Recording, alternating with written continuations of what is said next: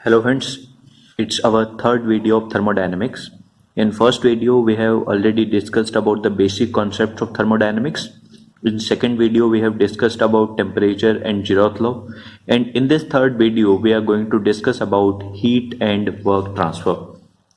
Okay, apart from that we will discuss about PdV work and different type of quasi-static processes में PdV work का कैसे calculate करना है हमें. इसके अलावा मैं हीट ट्रांसफ़र के बारे में भी हम थोड़ा डिस्कस करेंगे. ओके, तो ये जो बेसिक पार्ट है ये हम हीट एंड वर्क ट्रांसफ़र के रिगार्डिंग ये हम इस वीडियो में कवर कर लेंगे. ओके, सो देखिए, जब भी हमारा हीट एंड वर्क ट्रांसफ़र की बात आती है तो यहाँ हम बेसिकली एक क्लोज सिस्टम से रिलेटेड डील कर रहे हैं. नॉन फ्लो प्रोसेसेस के बारे में हम डिस्कस कर रहे हैं. अभी क्लोज्ड मास सिस्टम की एनालिसिस हम करेंगे. तो closed mass system is basically I can say a fixed mass system. Basically यहाँ मास ट्रांसफर पॉसिबल नहीं है, एनर्जी ट्रांसफर हो सकता है. ओके, तो यहाँ जो हमारी डिस्कशन है that is related to closed mass system. Now let's consider example of closed mass system like this. This is a system in which gas is filled. Okay, now in this system the mass of the gas that is filled inside this system is fixed. Mass cannot transfer but energy transfer हो सकता है. यहाँ से हम heat transfer possible हो सकता है या फिर work transfer possible हो सकता है. तो बेसिकली जब मैं क्लोज्ड मास सिस्टम लेता हूं तो वहां एनर्जी इंटरेक्शन जो है वो वर्क ट्रांसफर की फॉर्म में भी हो सकता है, एनर्जी ट्रांसफर की फॉर्म में भी हो सकता है. मान लो यहाँ हम पेडल व्हील वर्क ट्रांसफर करें, एक शाफ्ट से ये व्हील अटैच कर दें और ये रोटेट करेगा. ओके, या हम यहाँ एक रेजिस्टेंस से इलेक्ट्रिक करंट सप्लाई करें तो यहाँ से हम बेसिकली इलेक्ट्रिक वर्क ट्रांसफ़र कर रहे हैं. यहाँ से हम पेडल व्हील वर्क ट्रांसफ़र कर सकते हैं. ये यदि इंसुलेटेड वॉल्स नहीं हैं तो बेसिकली यहाँ से हीट ट्रांसफ़र हो सकता है. लेकिन जो मास ऑफ गैस है वो फिक्स्ड है, इसलिए हम इसको क्या बोलते हैं, क्लोज्ड मास सिस्टम बोलते हैं, क्लोज सिस्टम बोलते हैं. और मैं इसको फिक्स्ड मास भी बोल सकता हूँ. Okay, this is basically a closed system. Close system बोलूँ या फिर इसको मैं दूसरा नाम इसको मैं बोल सकता हूं fixed mass system. Okay, fixed mass system. अब देखिए, तो इस टाइप के सिस्टम में जो एनर्जी इंटरेक्शन पॉसिबल है वो या तो हीट इंटरेक्शन पॉसिबल है या फिर वर्क इंटरेक्शन पॉसिबल है. तो देखिए, ये मैंने क्लियरली लिखा है, इन closed system, in closed system and its surrounding can interact in two ways. Okay, one in the form of work transfer, closed system ये है, and its surrounding they can interact in the form in two ways. One is work transfer, second is heat transfer, जो मैंने आपको यहाँ discuss किया है कि या तो हीट ट्रांसफर हो सकता है या वर्क ट्रांसफर हो सकता है. अब देखिए, यहाँ जो हम थर्मोडायनेमिक्स में वर्क पढ़ते हैं और जो मैकेनिक्स में हम बेसिकली मैकेनिकल वर्क के बारे में हम पढ़ाई करते हैं, तो उन दोनों में क्या डिफरेंस है ये हम स्टार्टिंग में क्लियर कर लेते हैं. कि देखिए, मैकेनिकल वर्क में basically that is action of force with displacement. वहाँ क्या होगा आपका, you are applying some force, that system is having some displacement like this, कि जैसे ब्लॉक है, ब्लॉक के ऊपर मैंने फोर्स अप्लाई किया इन दिस डायरेक्शन. ब्लॉक पहले यहाँ था, इनिशियल पोजीशन है, यहाँ ये फाइनल पोजीशन है ब्लॉक की. तो जितना डिस्प्लेसमेंट हुआ in the direction of force आप मल्टीप्लाई कर दोगे, ये दिस इज डेल्टा एस. तो वर्क क्या बोलोगे आप, mechanical work, force multiplied by this displacement in the direction of force. तो मैंने यहाँ वेक्टर फॉर्म में लिखा D W equal to force vector dot product displacement vector. Okay, that is F multiplied by delta S in this case. Okay, तो अब ये हमारा mechanical work है. लेकिन थर्मोडायनेमिक्स में जो हम वर्क डिफाइन करते हैं वो कैसे डिफरेंट है ये हम डिस्कस कर लेते हैं. देखिए, थर्मोडायनेमिक्स में बेसिकली वर्क निकालने के लिए हमें पहले एक सिस्टम डिफाइन करना पड़ेगा. तो मैं अज्यूम, देखिए ये जो डॉटेड लाइंस है, ठीक है, यहाँ से मैंने सिस्टम को रिप्रेजेंट किया कि मैं बैटरी प्लस मोटर, ये हमारा सिस्टम है. ओके, यहाँ सराउंडिंग होगा, this is basically a boundary. Okay, अब देखिए, अब battery, this is positive terminal, this is negative terminal, it will supply some current to the motor, motor run करेगी तो यहाँ से ये फैन रोटेट करने लगेगा। फैन की जगह हम ये पुली भी अटैच कर सकते हैं, पुली अटैच करेंगे तो यहाँ से बेसिकली जो वेट है वो रेज हो जाएगा। ओके, तो अब देखिए यहाँ जो वर्क ट्रांसफर हुआ है, मोटर किसके लिए रिस्पॉन्सिबल है, it is responsible to move this fan. Okay, तो बेसिकली मैं क्या कह सकता हूं कि यहां से लेकर यहां तक इलेक्ट्रिकल वर्क ट्रांसफर हुआ है। ओके, तो मतलब इस बाउंड्री को वर्क क्रॉस करके गया है। अब स्टैंडर्ड डेफिनेशन जो है वो मैं आपको देखिए एक बार रीड कर लेते हैं। Work is said to be done by the system if the sole effect on the things external to the system get reduced to raising of weight, weight may not be actually raised। मतलब क्या है, देखिए कि यहाँ से जो हम system assume कर रहे हैं इसका जो नेट इफेक्ट है that should be reduced to raising of weight। मतलब क्या है, और या एक्चुअल में वेट रेज ना हो लेकिन that effect should be reduced, the net effect या stall effect that must be reduced to raising of weight। अब देखिए यहां से यदि मैं सिस्टम बैटरी प्लस मोटर लेता हूं तो मैं कहूंगा देखिए वर्क ट्रांसफर हो रहा है, लेकिन जब मैं system, if I take the system to be battery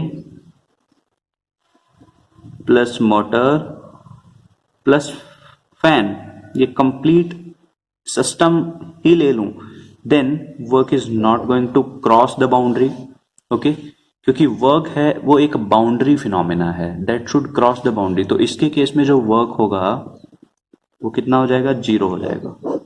okay, तो मतलब क्या है कि हमें इतना ध्यान रखना है कि वर्क जो है वो बाउंड्री को क्रॉस करके जाना चाहिए। जैसे यहाँ मोटर से फैन चल रहा है और सिस्टम हम इतना ले रहे हैं तो electrical work is crossing the boundary. Okay, then I will say कि yes thermodynamic work is done.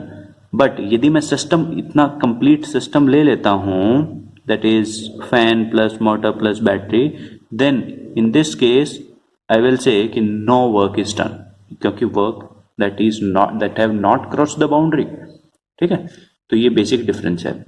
मुझे लगता है कि मैंने एक्सप्लेन कर दिया है। ओके, एंड आई थिंक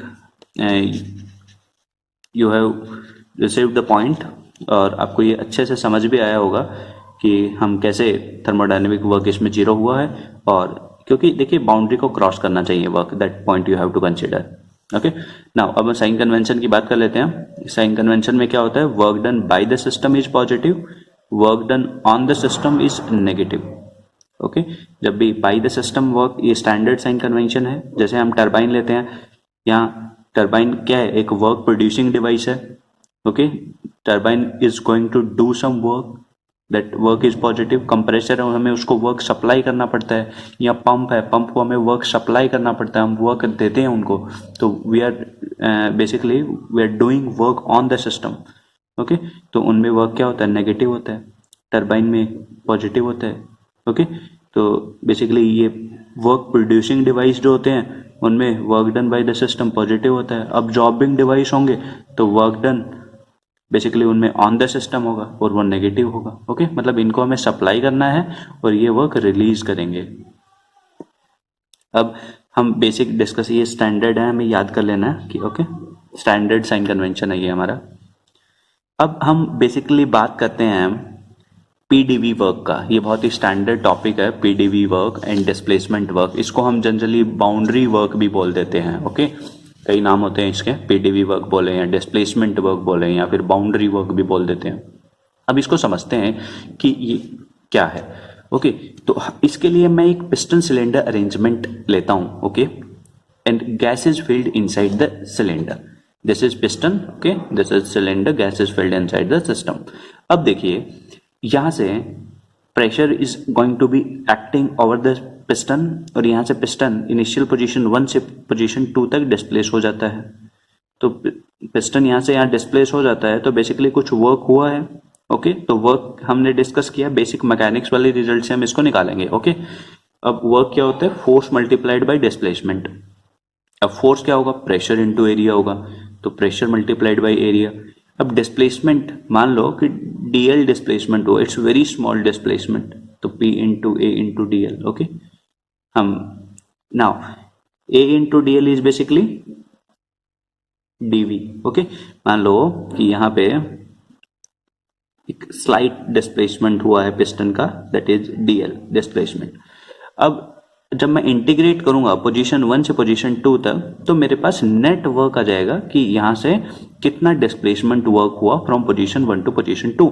तो देखिए हम जब सीधा फोर्स इनटू डिस्प्लेसमेंट से हमने क्या निकाल दिया, P DV from 1 to 2।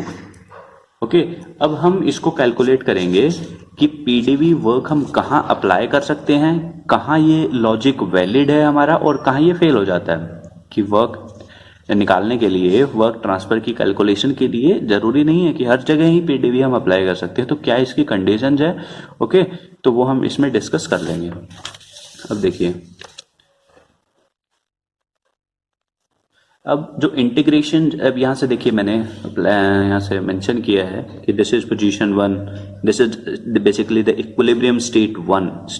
Piston यहाँ पहले इस इक्विलिब्रियम स्टेट पे था, फाइनली पिस्टन डिस्प्लेस होके इक्विलिब्रियम स्टेट 2 पर पहुंचा। ठीक है, अब यहां से दिस इज बेसिकली जो प्रोसेस हुआ है स्टेट 1 से स्टेट 2 तक, that should be quasistatic. Okay, मतलब क्या है कि यहां से जो भी प्रोसेस हुआ है उसमें हर स्टेट पे जो सिस्टम है वो हमारा इक्विलिब्रियम में होना चाहिए। ओके, क्वासीस्टैटिक का मतलब क्या है कि that is very slow process, तभी हम ये पाथ डिफाइन कर पाएंगे और हमें पता होगा कि इस प्रेशर के ऊपर इतना वॉल्यूम है। ओके, जब इक्विलिब्रियम में होगा तभी हम मेजर कर पाएंगे कि कितना प्रेशर है, कितना वॉल्यूम है यहाँ। तो हर स्टेट पर जो सिस्टम है वो क्वासीस्टैटिक प्रोसेस एग्जीक्यूट करना चाहिए। ओके, क्वासीस्टैटिक प्रोसेस एग्जीक्यूट करेगा तो हम हर स्टेट के बारे में बता पाएंगे और हमारे पास इंटीग्रेशन के लिए क्या है, एक पाथ मिल जाएगा। ओके, क्योंकि जब हमें पता ही नहीं होगा कि किस पाथ के अलॉन्ग प्रोसेस हुआ है तो हम इंटीग्रेट नहीं कर पाएंगे। ओके, सो बेसिकली जो पीडीवी के लिए ये बाउंड्री वर्क है बेसिकली। ओके, जैसे ये पिस्टन सिलेंडर अरेंजमेंट है अगेन, तो इसमें देखिए क्या हुआ है कि इंजन में बेसिकली ये जब पिस्टन रेसिप्रोकेट करता है तो ये जो रेसिप्रोकेटिंग मोशन है ये किस में कन्वर्ट हो जाता है, rotary motion of the crankshaft में। अब इसका ये मैंने आपको प्रैक्टिकल जो एप्लीकेशन है वो बताया है कि यहां से जो रेसिप्रोकेटिंग मोशन है that is going to be converted into the rotary motion of the crankshaft. Okay, तो वहां हमें पता होता है कि यहां से गैस ने कितना वर्क किया, वही वर्क वहां किस में कन्वर्ट हुआ है, रोटरी मोशन में। व्हील्स रोटेट करते हैं तो थर्मोडायनेमिक्स का एप्लीकेशन है ना ये, कि यहां से गैस जितना वर्क करेगा उतना ही वर्क वहां आगे ट्रांसफर हो रहा है। ओके, तो पीडीवी के लिए लगाने के लिए जो कंडीशंस है कि it is a boundary work, basically work should cross the boundary. System जो होना चाहिए वो क्लॉज सिस्टम पढ़ रहे हैं मैंने, हम ये सिस्टम की बात स्टार्टिंग से ही हमने की कि हम फिक्स्ड मास सिस्टम पढ़ रहे हैं, क्लॉज सिस्टम पढ़ रहे हैं। दूसरा जो प्रोसेस है that should be reversible. Reversible process होने के लिए देखिए जो कंडीशंस है कि it should be quasistatic. Okay, reversible process तभी हो सकता है जब ये क्वासीस्टैटिकली हमारा प्रोसेस एग्जीक्यूट करे। तो ये हमने डिस्कस किया है कि ये सब कंडीशंस मैंने आपको बताया पीडीवी अप्लाई करने के लिए, और जो क्वासीस्टैटिक होगा तभी हम पाथ डिफाइन कर पाएंगे, और वर्क क्या है, एक पाथ फंक्शन है। ओके, तो पीडीवी की हमें कंडीशंस याद कर लेना है। ओके, अब देखिए, अब अलग अलग टाइप के क्वासीस्टैटिक प्रोसेसेस होते हैं। कांस्टेंट प्रेशर प्रोसेस हो सकता है, कांस्टेंट वॉल्यूम प्रोसेस हो सकता है, कांस्टेंट टेम्परेचर प्रोसेस हो सकता है, और कोई भी जनरल प्रोसेस हो सकता है that is PV raise to power N equal to constant. तो इन सभी के केसेस में वर्क हम कैसे कैलकुलेट करेंगे ये हम डिस्कस कर लेते हैं। ओके, तो कांस्टेंट प्रेशर प्रोसेस का दूसरा नाम आइसोबारिक होता है, इसको हम आइसोपिस्टिक प्रोसेस भी बोल देते हैं। तो आइसोबारिक प्रोसेस ये जनरली पूछ लिया जाता है, आइसोपिस्टिक वगैरह। ओके, पीएसयू एग्जाम्स टाइप में। अब work from 1 to 2 I have to calculate, जैसे कि कोई भी, देखिए ध्यान रखिए ये बहुत इंपॉर्टेंट वर्ड है कि प्रोसेस शुड बी क्वासीस्टैटिक। क्वासीस्टैटिक नहीं होगा तो हम जो ये इक्विलिब्रियम स्टेट्स हैं और जो मैं एक कॉन्टिन्यूअस लाइन ड्रॉ कर पा रहा हूं ये नहीं ड्रॉ कर पाऊंगा। ओके, क्वासीस्टैटिक है तभी मुझे हर इक्विलिब्रियम स्टेट के बारे में पता है, और ये क्वासीस्टैटिक प्रोसेसेस वगैरह जो हैं ये जनरली हमारे पास यू कैन से कि बहुत स्लो प्रोसेस होना चाहिए। ओके, क्वासिस्टैटिक हमने फर्स्ट क्लास में डिस्कस किया। तो जब प्रोसेस हो रहा है कांस्टेंट प्रेशर, तो मैंने ग्राफ ड्रॉ किया from volume 1 to volume 2, state 1 to state 2। अब पीडीवी इंटीग्रेट किया, प्रेशर कांस्टेंट है तो V2 minus V1 P delta V। अब हम बात आ जाते हैं कांस्टेंट वॉल्यूम प्रोसेस पे। तो कोई प्रोसेस हो रहा है state 1 to state 2, volume constant है, तो बेसिकली ऐसे वर्टिकल लाइन आएगा। ओके, तो इसके केसेस में वॉल्यूम चेंज ही नहीं हो रहा है, पीडीवी प्रेशर चेंज हो रहा है, वॉल्यूम नहीं चेंज हो रहा, तो वर्क क्या आ जाएगा, बेसिकली जीरो आ जाएगा ना। तो इन केस और basically area under the curve on the volume axis for a closed system represents work done. जैसे हम कहते हैं कि PDV that is basically integral of y into dx। तो ये क्या है, basically area traced by the curve on the x-axis. Okay, so this is represents the area formed by the curve on the x-axis. तो ऐसे ये क्या है, area formed by the this curve on the x-axis। तो ये area under the curve will represent work. Okay, इसके case में area under the curve is zero. Okay, तो in case of closed system the area under the curve on the volume axis represents work. Okay, अब देखिए constant temperature process और isothermal process के बारे में discuss कर लेते हैं। यहाँ PV equal to constant. Okay, ideal gas equation यदि मैं लगाता हूँ that is PV equal to MRT. Temperature constant है, फिक्स्ड मास सिस्टम है, हमारा जो एनालिसिस है ये भी फिक्स है, ये भी फिक्स है, ये टेम्परेचर ऑलरेडी आइसोथर्मल है। ओके, अब देखिए तो इस केस में जब मैं वर्क निकालूंगा तो I will integrate PDV from state 1 to state 2। Let's assume this is state 1, this is state 2। यहाँ से यहाँ प्रोसेस हुआ है, टेम्परेचर कांस्टेंट है। अब आइसोथर्मल है, पीवी इक्वल टू कांस्टेंट। इसका मतलब क्या है कि P1 V1 equals to P2 V2 equals to constant. ये इसका बेसिक मतलब है कि स्टेट 1 पे स्टेट 2 पे पीवी का प्रोडक्ट क्या होगा, कांस्टेंट रहेगा। अब मैंने इंटीग्रेट किया तो पीवी इक्वल टू कांस्टेंट, तो पी को मैंने लिखा C upon V, TV integrate किया ln आ जाएगा लॉग में C ln V2 by V1। Okay, अब C को मैं क्या लिख सकता हूँ, P1 V1 लिखूं या चाहे P2 V2 लिखूं, या फिर और मैं क्या लिख सकता हूँ, आइडियल गैस इक्वेशन से mr T1 भी लिख सकता हूँ और mr T2 भी लिख सकता हूँ। ठीक है, तो डिफरेंट टर्म्स में मैं इसको लिख सकता हूँ। अब वर्क क्या आ जाएगा, P1 V1 ln V2 by V1 और P1 V1 ln P1 by V2। ये बहुत ही स्टैंडर्ड है। ओके, मिल जाता है, ये हम 11th क्लास में भी पढ़ लेते हैं। ठीक है, तो इसको मैं थोड़ा क्विक निपटा देता हूँ और ताकि हम आगे अच्छे से बाकी पॉइंट्स को भी इसी वीडियो में कवर कर पाएं। तो जो भी प्रोसेस अगला है PV raise to power N, ये कोई जनरल प्रोसेस है, इनको हम जनरली पॉलीट्रॉपिक प्रोसेसेस बोल देते हैं। Okay, N is basically exponent of the system, exponent of the process. यदि आपका PV raise to power gamma होगा तो वो आपका रिवर्सिबल एडियाबेटिक प्रोसेस होता है, हम आगे डिस्कस करेंगे। ओके, ये जनरल पॉलीट्रॉपिक प्रोसेस है। तो P1 V1 की power n equal to P2 V2 raise to power n equal to constant. अब अगेन सेम ऐसे ही हमें इंटीग्रेट करना है, PdV, P को मैंने क्या लिख सकता हूँ, C upon V raise to power n, C upon V raise to power n dV। इसको इंटीग्रेट किया तो एक पावर एक 1 ऐड हो जाएगा और डिवाइड भी हो जाएगा। अब V1 state 1 to state 2, basically आपको ये क्लियर है। 1 to 2 इंटीग्रेट करता हूँ, C into V2 raise to power 1 minus n minus V1 raise to power 1 minus n upon 1 minus n। अब देखिए C को बेसिकली आपको यहाँ लिख देना है P2 V2 raise to power n, यहाँ लिख देना P1 V1 raise to power n। Solve करेंगे तो P1 V1 minus P2 V2 upon n minus 1। तो ये मैंने निकाला है बेसिकली वर्क कितना होगा in case of a polytropic process when the state changes from initial state 1 to state 2। कोई भी प्रोसेस स्टेट 1 से स्टेट 2 एग्जीक्यूट करेगा तो उसमें कैसे कितना वर्क, पीडीवी वर्क या बाउंड्री वर्क बोलूं, हमें सप्लाई करना पड़ेगा। ओके, तो हम आगे डिस्कस कर लेते हैं। Basically next is about the adiabatic process. ठीक है, ये हमने डिस्कस किया। एडियाबेटिक प्रोसेसेस में basically there is no heat interaction, heat interaction is zero. Example क्या है इसका, इंसुलेटेड वेसल। ये इंसुलेटेड वेसल ड्रॉ किया, देख लीजिए। ओके, अब it follows the relation PV raise to power gamma. और सेम वे में जैसे हमने पॉलीट्रॉपिक प्रोसेस का रिजल्ट डिराइव किया है वैसे ही, क्योंकि देखिए कुछ ज्यादा डिफरेंस नहीं है, वहां जो इक्वेशन है वो PV raise to power gamma है एडियाबेटिक में, और यहाँ क्या है, PV raise to power N है। ओके, तो जो आपका वर्क वाला रिजल्ट है फ्रॉम स्टेट 1 टू स्टेट 2, जो वर्क ट्रांसफर होगा वहां यहाँ n की जगह गामा आ जाएगा, okay, in case of adiabatic process. तो P1 V1 minus P2 V2 upon gamma minus 1 standard derivation है ये वाला, ओके, किसी भी जनरल प्रोसेस के लिए। देखिए